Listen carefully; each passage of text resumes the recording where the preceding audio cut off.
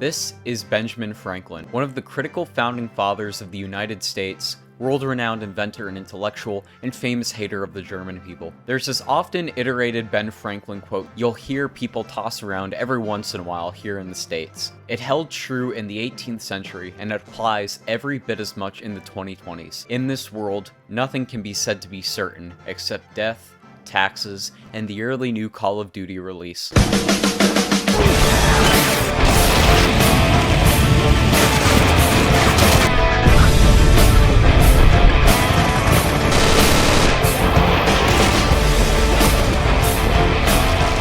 I'm fairly certain I don't need to bother explaining what Call of Duty is. I don't think there's ever been in the entire history of the video game industry a more mainstream and recognizable series than Call of fucking Duty. It's also obvious to anyone who isn't an in denial fanboy that this series is far from what it used to be. What was once an honestly amazing and ballsy series of games has in recent times devolved into a generic and somewhat safe action blockbuster-like parody of what it once was. Of course, you can make the argument that COD has always been a bit satirical, but hey, at least those older games felt fresh and groundbreaking for their era. A new video game actually allows you to be a terrorist and kill people. Take a look. О, Валюкс! Nice BBs.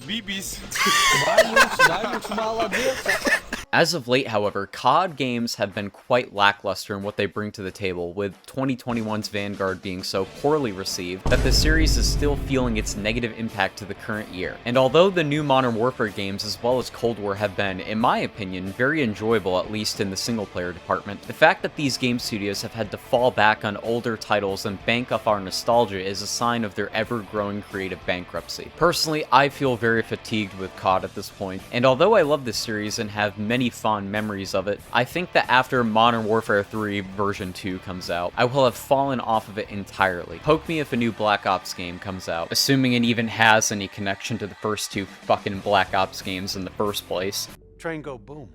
I should do to you what you do to those little girls. I should put you in pigtails, you little bitch.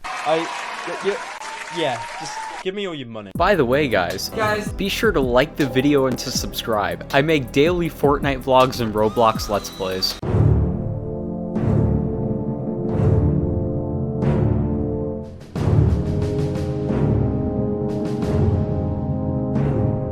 It's honestly quite baffling to think that a game series that currently looks like this UAV is bingo fuel. came from games that look like this. I'm McCullough. 2 rules. Rule 1. You're no good to me dead. Rule 2. What difference does it make? You'll all probably end up dead anyway. Believe it or not, long before the days of MLG and no-scopers and fucking Warzone, Call of Duty started off as a series dedicated to depicting World War II in a truly immersive fashion, while simultaneously respecting and telling the tales of the brave soldiers who fought and died to defeat Nazi Germany, even if it wasn't always perfect in doing so. The man with the rifle shoots! The man without the rifle follows! Shut the fuck up! You are a piece of shit! It's often forgotten nowadays, but back when COD first came out in the early 2000s, there really wasn't anything like it on the market. While Second World War FPS games certainly existed, really the only popular World War II game series available at the time was Medal of Honor. And while great and fun to play, they were more focused around subterfuge and sabotage, with the player acting more like a one-man or one-woman army. I'm not saying that women should completely and utterly be slaves. I'm not saying that. COD for its time was the first true example of an FPS game that felt like you were just another soldier fighting battles in a much greater war. And for the most part, the game holds up extremely well to this day and is still extremely fun to play. And at the end of the day, hoisting the Russian flag atop the Reichstag will never not be the most satisfying thing in any first-person shooter. COD 1, though, while revolutionary, was far from being a perfect game. Apart from the obvious ripping off of works like Band of Brothers and Enemy at the Gates, both the American and English campaigns are riddled with Medal of Honor S-type missions that feel mismatched from the more battlefield-oriented levels, as well as literally the entire Soviet campaign. And while they're not necessarily bad missions or anything, it's like, if I want to play Medal of Honor, I'll just play fucking Medal of Honor. Goodbye, Captain Price. The Soviet campaign, while arguably the most fun part of the game, is also chocked full of unforgivable inaccuracies. And I don't mean the inoffensive, pretentious Redditor-level garbage like STG-44s being present at Stalingrad. No, I'm talking full-on insulting lies about the Red Army that'd make even Nazi generals pissed off to hear spewed. Like how Soviet officers are depicted sending Russian conscripts into the city without rifles and ammo, and subsequently being gunned down en masse for retreating in the face of impossible odds. To be clear, I'm absolutely not one for defending a body of thugs like political officers, nor am I one for upholding the integrity of arguably the most murderous regime to ever exist in all of human history, but simply for the sake of preserving the dignity and integrity of your common Soviet soldier, we really need to shake off this narrative of the Red Army just being a horde that threw waves of conscripts at the Nazis until they eventually won. Not only is it just plain false, it also in comparison makes the things Hitler said about Russians and Mein Kampf look like a fucking ode to love. And if I'm being honest, that one tank mission honestly really fucking sucked. But overall, COD 1 was not only a great game, but it was also an apparent great foundation ripe for expanding upon in possible future entries. And I'm not too sure if the devs ever did expand upon it, to be honest. I might have to do more research on it, to be honest. I don't know. In essence, COD 2 isn't massively dissimilar to COD 1. Similar weapon arsenal, same playable nations, even runs on essentially the same game engine, IW 2.0, a modified version of the Quake 3 engine that dates all the way back to 1999. Yeah, I've never heard of it either. However, the reason for why COD 2 is such a big leap forward comes down to one word. Presentation. Of course, graphically speaking, COD 2 does indeed look nicer than 1, given that the game was intended for release on the 360, as opposed to the PS2. But honestly, graphics are kind of irrelevant, as Call of Duty 2 by an intercontinental-wide margin is the superior war game. Not only has the AI been improved upon in many different ways, NPCs are far more numerous on the battlefield, with potentially upwards of multiple dozens of soldiers fighting each other at any given moment. It's also just far grittier feeling than the previous game. While COD 1 absolutely has its moments, outside of the Soviet campaign, there were honestly, in my opinion, just too many missions centered around subterfuge and too many moments that felt more like the Dirty Dozen than Band of Brothers. However, with a few exceptions, 2 is almost exclusively made up of frontline combat missions composed of multiple infantry squads fighting over fields, apartments, and homesteads. And as a very courteous gesture, Call of Duty 2 allows us to start off right where Call of Duty 1 left off.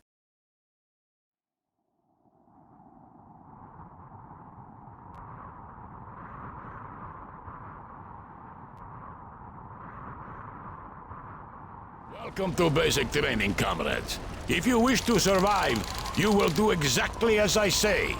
Now, walk over to that table and pick up those weapons. On Allah, I swear more people seem to know about this level than have actually played the game. That's enough, comrades. Come over here and pick up a grenade. These are potatoes, Comrade Commissar. Why are we using potatoes instead of real grenades? Because real grenades are valuable. In fact, they are worth a lot more than you are. It may seem somewhat random, but this is actually quite a clever bit of training. It's a comedic nod referring to the fact that Allied soldiers would often refer to German Steelhandgranates as potato mashers. Potato masher, run! Potato masher, run! It's a very charming touch. In fact, you'll actually learn quite fast in this opening level alone that this game is filled to the brim with character. A lot of effort was thrown into making the NPCs feel very dynamic and human. What is that? Is that a woman in my COD game? I must stop the liberal agenda! Of course you have the standard voice lines for things like throwing grenades and announcing the presence of enemies that any game would have. But again, it all comes down to presentation. In fact, if you were to compile a single massive video of all the different voice lines, grunts, and commands that the AI will yell, I'd bet every emerald block in the bank that that video would be multiple hours in line. Better you than me, fascist! Ground infantry by the 88! Northeast! Germans on the first floor! Go, go, go! Matisse! Reloading! Keep the crap off my back! NPCs will even call each other by their names and call out specific details like if an enemy is taking cover behind a wall or car or is on the second floor of a building. And in turn, the enemies all do the same with you and your allies as well. The Germans, in my opinion, have the best lines because they always sound pissed the hell off whenever they say anything. I've heard some people in the past say that the shouting of voice lines is annoying and should have been toned down because of how much of it is always going on. But honestly, I couldn't disagree more. If anything, it only adds to the more realistic tone Call of Duty 2 tries capturing, as realistically speaking, fire team members and squad leads are going to be constantly barking orders and relaying information to one another. Sure, in Modern Warfare it makes sense that a small Spec Ops team would be dead silent, but on a World War II battlefield, I'd much rather have the constant yelling than not. And now that I think about it, I don't think any COD game since has pulled off the same level of call-out diversity that 2 has. A great showcase for AI or not though, if a game doesn't play well, it's not going to be a fun experience for the player. So how does Call of Duty 2 actually feel to play? After all, it's practically old enough to legally smoke in most states, so there must be some mid-2000s jank located here somewhere. And I'll be honest with you, COD 2 doesn't play good, it doesn't play great, it doesn't even play excellently. It plays perfectly. Call of Duty 2 is easily one of the most fun and smooth FPS games I've ever played in my whole life. I'd without hesitation put it up there with the likes of Doom and Halo. Much of how 2's gameplay handles is ripped straight from 1, but with a multitude of quality of life improvements and tweaks. A great change to start off with would be the introduction of a dedicated grenade throw button, which was sorely lacking in the first game. Personally, I use the G key, the working man's way of lobbing grenades. Call of Duty 2's damage system is also probably my absolute favorite out of any COD game. With pretty much every Call of Duty game after COD 3, it feels like the enemy AI has an HP bar like a player, and any gun you use to shoot them with takes away a number of HP points. Sometimes more, sometimes less. But generally speaking, even if you land a headshot, they won't die as quickly as they ought to, and usually require a good burst of bullets to put down. It's somewhat hard to describe, but if you're a Call of Duty fan, you'll probably understand what I'm trying to get at. The way NPCs take damage in COD 2, however, feels far more satisfying, and while obviously it's not necessarily realistic, it's more so than in future installments. Rather than having an HP bar, it feels like enemies and teammates have a health value of just 1, with hits from any gun taking off either an extreme fraction of that value or just killing them outright depending on where they're shot. So while a hit or two to the abdomen or leg with a submachine gun like the Thompson or MP40 will put the AI into a staggered or wounded state, a single hit to the head or center mass with a rifle like the Garand or Mosin Nagant will pretty much always be an insta-kill. The Soviet campaign is set during the winter months of the Battle of Stalingrad, after General Paulus's Sixth Army had been entrapped within the city following Operation Uranus. So naturally, the maps of the Soviet campaign are mostly filled to the brim with dilapidated and partially destroyed buildings, and most of the combat consists of close quarters fighting. And whenever longer range fighting takes place, it usually involves trading shots across the street into garrison buildings or takes place between assault squads in open streets. On the surface, it sounds a bit repetitive, but the level designers managed to fit a lot of diversity into their maps. Apart from room to room and street to street fighting,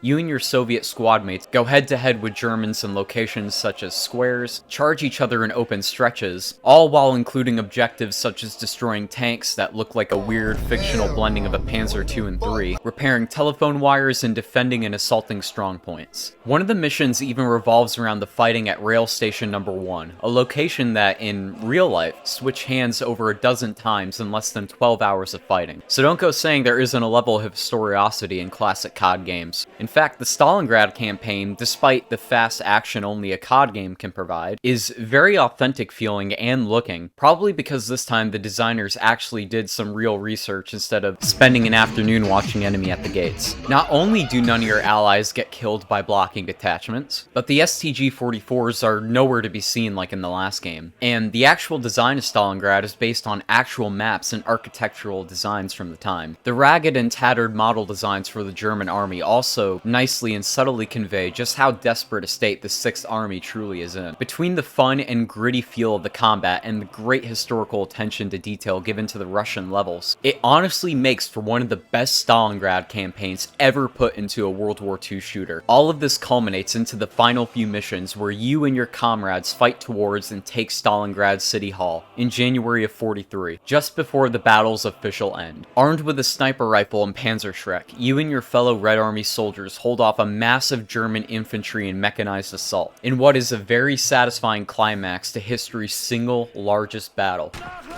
Sorry about this, bud, but I kinda need that ammo more than you. Unfortunately though, this is where a really huge gripe I have with this game comes up. So I like to ask you, what do you think comes next for the Soviets? I mean, in the last game, there were missions that took place in Poland and Berlin, ending with you planting the Russian flag atop the Reichstag. What can you expect from COD 2? Maybe the mopping up of Axis troops near Stalingrad, missions in Belarus or Ukraine, or how about the Baltic states, a region of Europe that gets near zero representation in World War II games? Yeah, guess what? No to all of that. That's it? What the fuck?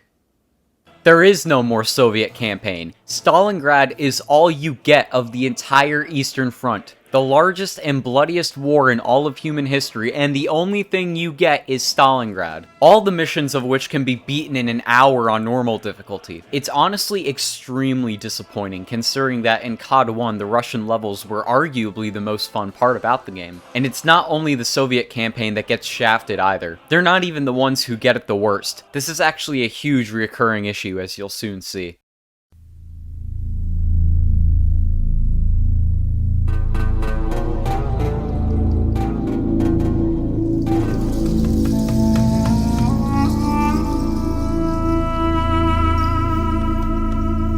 Similarly to COD 1, the British campaign is unfortunately my least favorite part about 2, which by no means is me saying it's a bad campaign. It's actually pretty good. In fact, I like it more than either the American or British campaigns in the last game. It's also, in particular, especially better than its counterpart. With the exception of the well-made missions that take place during the fighting at Pegasus Bridge, COD 1's rather bland British missions were almost entirely focused on subterfuge and sabotage operations. And honestly, I don't even remember much about them. Ironically enough though, I seem to be the only one I know who seriously loves the mission aboard the Tirpitz. Oh no! And luckily in this game, the whole SAS angle is thrown out the window for frontline combat, and in a very underrepresented front in gaming no less. Yes, gamers, the British campaign takes place mostly in North Africa, with only the final mission set taking place in Europe. From El Alamein to Tunisia, much of the Allied late North African operations have some extent of representation here as you fight against the German Africa Corps under the command of Rommel. The British campaign was actually my very first introduction to COD 2, actually. As a kid,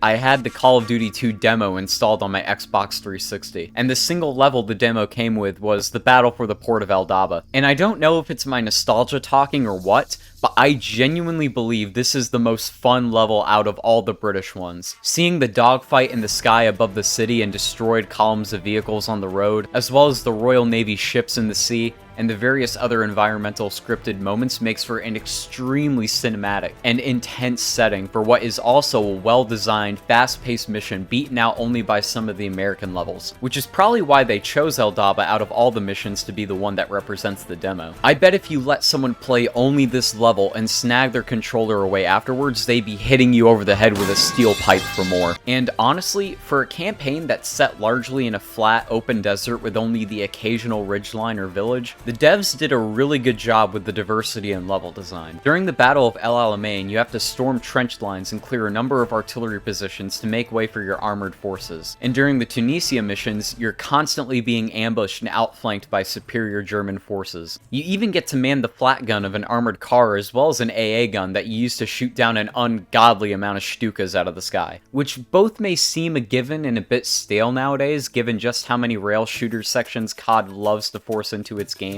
But for its time, were no doubt very fresh action set pieces. There are very few dumb choices present with this campaign, however. For one thing, it's a big missed opportunity that it's only the English army that gets any presence in this game, with the greater Commonwealth forces getting zero representation. Well, I guess aside from one singular Scottish guy. Still, would have been great to include some segments with the Aussies, Kiwis, or Indians even. And I can't remember if it's any different for consoles, but on PC at least, there are no Sten guns anywhere to be found during the European stages of the campaign. Not a single one, it's just Thompsons and only Thompsons. Unrelated, but now that I think about it, the only two COD games that I've ever played that had Stens in them were COD 3 and World at War for the Nintendo DS. Which, yes, that does exist, and yes, actually, it is kinda shitty. It's way too quiet. Soldier, move forward and check things out. Look out! Ambush! Concentrate your fire.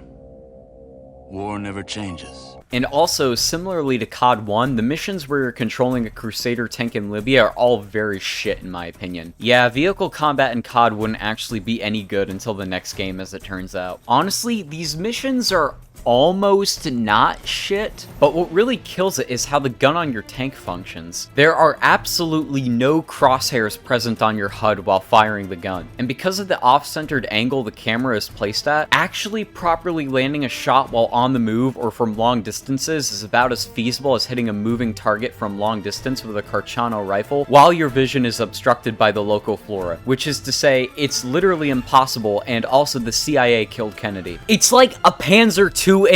What do you mean hit it in the ass? Suppose the only thing left to talk about are the levels that take place during the Battle of Caen, a strategically important town whose capture was significantly important to D-Day's success. And honestly, while the Caen segment isn't bad, it's not particularly anything spectacular. It has its moments though, like the final mission where you hold an HQ building against a massive German onslaught, and the scripted ending to Prisoners of War where you collect a group of surrendered German soldiers and wounded American Rangers. Actually, fuck that section. I can't kill the surrendering combatants or the wounded. That's a solid 0 for me if I'm being honest. It's only illegal if it's documented.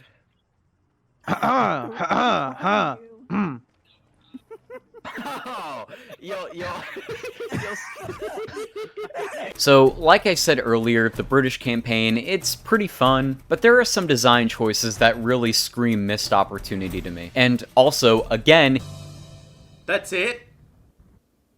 it's too damn short. As soon as the battle for Caen is over, the British are over. No more Market Garden or Operation Dragoon. Zilch. Nada. It fucking sucks. I hate it. Next campaign.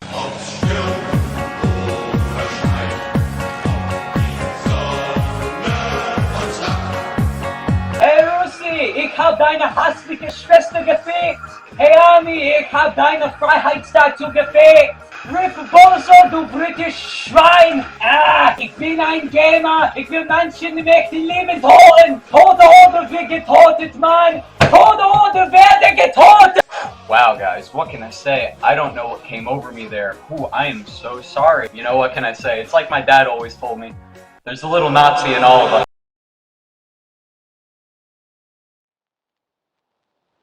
Soldiers, sailors, and airmen of the Allied Expeditionary Force. You are about to embark upon the Great Crusade, toward which we have striven these many months. The eyes of the world are upon you. The hopes and prayers of liberty-loving people everywhere march with you.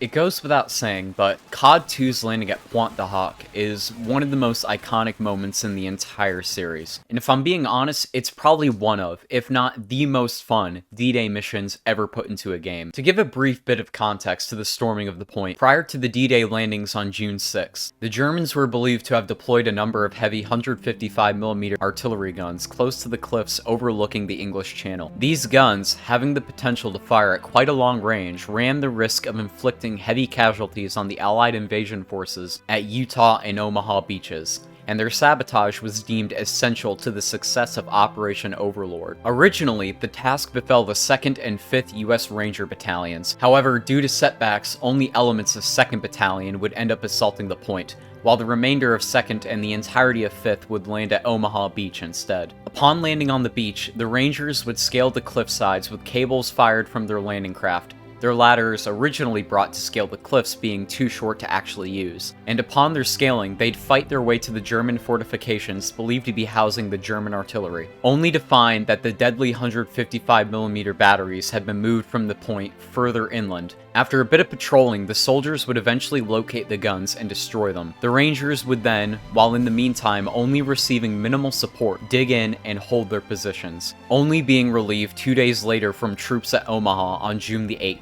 after holding off a number of fierce German counterassaults. By the end of the battle, of the original 225 men who had landed at Point du Hoc, only about 90 remained in fighting condition. And honestly, the two missions of the American campaign that focus on this desperate battle are both perfect. And furthermore, perfectly highlight the struggle these incredible men had to trudge through for 2 whole days. With less than 300 men and only minimal support, they were tasked with scaling cliffs under fire, storming German defenses, pushing inland to find and locate their objective, and hold until they were relieved. And if their lines broke, it would mean their utter destruction, as their backs were constantly faced to the immovable sea. And listen, I am by no means the most patriotic American alive, but when that end mission music kicks in, along with Ronald Reagan's 1984 speech about the struggle of the Rangers, whew, I won't lie, I tear up every time. We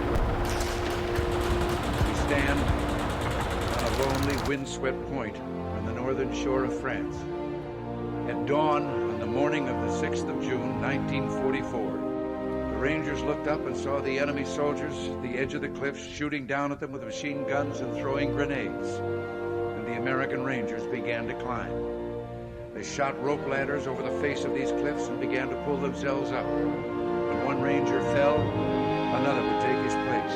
When one rope was cut, a Ranger would grab another and begin his climb again. They climbed, shot back, and held their footing. Soon, one by one, the Rangers pulled themselves over the top, and in seizing the firm land at the top of these cliffs, they began to seize back the continent of Europe. 225 came here. After 2 days of fighting, only 90 could still bear arms. These are the boys of Point du Hoc.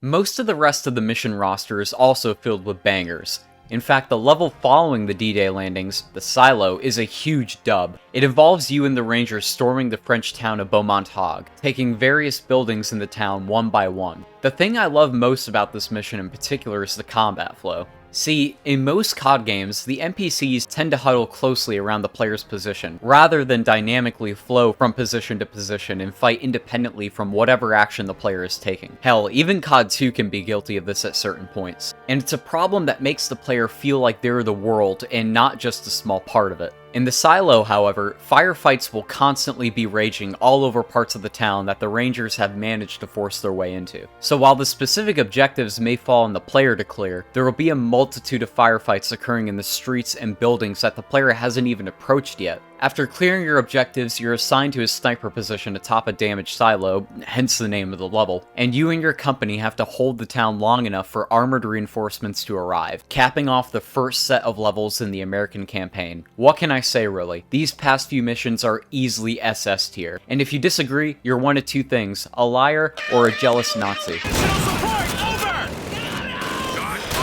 There's a bit of a time gap between the attack on Beaumont-Hague and the next mission set. This time, the focus is centered around the capture of Hill 400 in Bergstein, Germany during the late winter of 1944. The first level takes place in the actual town itself, and while not a bad mission, it's a bit generic and feels like any of the urban environments seen in the British campaign, so there isn't too much worth discussing. Where the highlight of this set really resides, however, is in the following two levels. The storming of Hill 400 itself. Not really a hill so much as it is an actual mountain. Hill 400 was a height near Bergstein with a number of artillery pieces overlooking and bombarding nearby Allied positions. The Germans had practically turned the entire mountain into one large fortress with a number of trench and bunker positions dotted across its inclines, all covered by woodland concealment and the occasional minefield. A position so strong that in real life it took US forces weeks to clear of any Wehrmacht presence. Thankfully though, due to Call of Duty magic, you clear it in a spanking groundbreaking 14 minutes. God, it's unbelievable just how easy war really is. Nothing is over! Nothing! You just don't turn it off! Shut up, bitch! After storming up to the summit, in the following mission you have to defend your newly acquired positions against an onslaught of German infantry and motorized forces, making sure they don't storm into the central bunker positions and kill off the wounded Rangers. And it's honestly a very intense and nerve-wracking mission, as it includes sniping mortar teams that'll kill your teammates in large numbers if you wait too long, and planting bombs on multiple half-tracks. And just as it again seems the Rangers are about to be overrun, they are again saved by the air support. This is like the third time that the Americans get Spielberg music at the end of a mission. The British and Russians combined get that like 0 times. What the heck? Hey, but you guys want to know something really cool? Something really funny? That's it? Yeah, what you're looking at is literally the final level in the entire game. And you know what you do? You destroy 2 Tiger tanks and take the German town of Wallander. That's literally it. Why? Yeah, I know, it's March and the German Reich is on the verge of collapse, but why is this the final mission of the game? The American campaign literally takes like an hour to beat on regular difficulty. What, we couldn't transfer over to, say, the Airborne and fight in Operation Varsity? No Battle of Cassel or Nuremberg? Not even a little Ruhr pocket action? This is it? This has to be it. What an odd decision. I mean, it's not a bad level, I like it. It's also nice seeing Sergeant Randall get promoted. He's easily the most underrated husbando in all of COD. I love him. And I get it, you want to keep the story with the Rangers. But it seems just so random, and it honestly does the American campaign kind of dirty. The Soviets get like 9 missions, the British like 11 or 12 or something. The Americans, 7. Yeah, fuck Americans. Those guys will put shredded lettuce on the most unhealthy shit, call it a salad, and claim they're healthy eaters. Well, guess what? You're actually fat and it's only getting worse, and there's no complete roster here.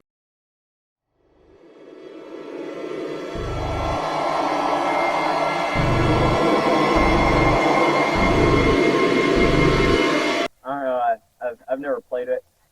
Looks kind of fun though, I guess. Hey, I got a joke for you guys. Fucking COD fans play Hell Let Loose and be like, well, we're in Red Dot site. I mean, I'm going to stay to Hell Let Loose. I mean, they might actually add Red Dot site soon. Who knows? My great-grandpappy Sanchez, he brought this home after the war. You can see the swastikas on it. This is a legitimate kraut weapon that he stole from some dead kraut. Just like my dad taught me, guns, they're like toys.